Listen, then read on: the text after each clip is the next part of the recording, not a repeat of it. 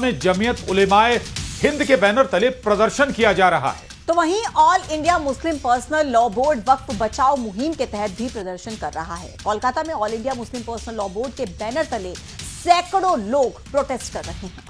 उधर राजधानी भोपाल में भी वक्फ कानून के विरोध में मुस्लिम लॉ बोर्ड की ओर से प्रदर्शन किया जा रहा है। सेंट्रल लाइब्रेरी ग्राउंड में प्रदर्शनकारी जुटे हुए। विधायक आरिफ मसूद की अगुवाई में यह प्रदर्शन किया गया। विधायक आरिफ मसूद ने कहा कि जो वक्फ की जमीन पर हाथ डालेगा वो बर्बाद होगा। और इसके साथ ही वहां पर फिलिस्तीन के लोगों के लिए दुआ भी की गई। दो तस्वीरें आपके टीवी स्क्रीन पर। वक्फ कानून लागू हो चुका है लेकिन इसका विरोध अभी तक थमा नहीं। तो इधर ऑल इंडिया मुस्लिम जमात के अध्यक्ष मौलाना शहाबुद्दीन रजवी ने वक्फ संशोधन कानून को मुसलमानों के हक में बता दिया। तो वहीं विश्व हिंदू परिषद ने प्रदर्शन के नाम पर दंगा भड़काने की साजिश का आरोप लगाया। वक्फ संशोधन बिल से मुसलमानों को कोई नुकसान नहीं है बल्कि फायदा है। और इस वक्फ की जमीन से होने वाली आमदनी जो जिस मकसद के लिए हमारे बुजुर्गों ने वक्फ की थी उस वाकिफ की मंशा के मुताबिक काम होगा।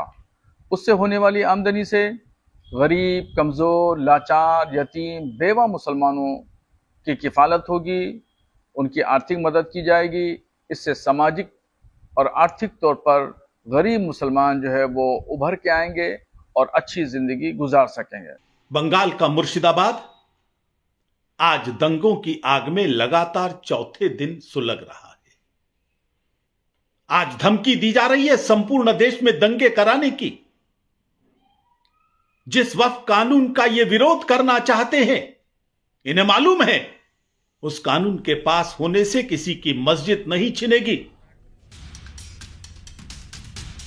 तो वक्फ संशोधन कानून पर विरोध की आवाज थमने का नाम नहीं ले रही। कानून बनने के बाद भी कुछ लोग लगातार विरोध कर रहे हैं। वक्फ के नए कानून पर हो रहे विरोध को लेकर केंद्रीय गृह मंत्री अमित शाह ने न्यूज 18 के खास कार्यक्रम राइजिंग भारत समिट में कहा कि वक्फ संशोधन कानून पसमानदा मुसलमानों को हक देने के लिए है और उन मुसलमानों को हक मिलेगा जो अब तक हक से वंचित रहे हैं और गरीबी में जी रहे हैं। उधर कांग्रेस का कहना है कि जिनके लिए कानून बनाया गया है वही नाराज हैं।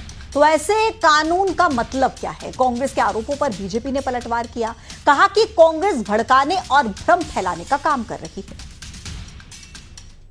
और कांग्रेस पार्टी तो माइनॉरिटी की बात करती है, तो माइनॉरिटी विद इन माइनॉरिटी को हम रखते हैं तो विरोध करते हैं।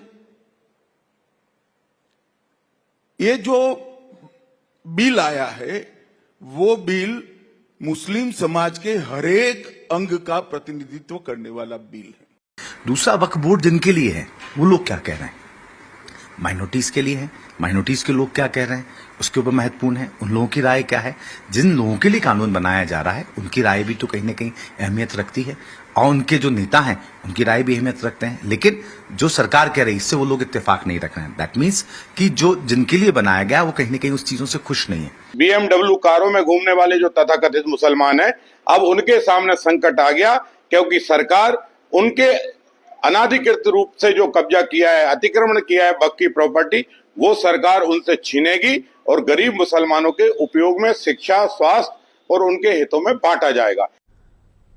चलिए आगे बढ़ते हैं। गुजरात के अहमदाबाद में कांग्रेस का 2 दिवसीय राष्ट्रीय अधिवेशन हुआ जिसमें कांग्रेस ने आगामी रणनीति को लेकर चिंतन और मंथन किया।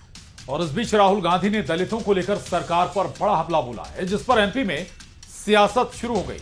उधर एमपी कांग्रेस के अध्यक्ष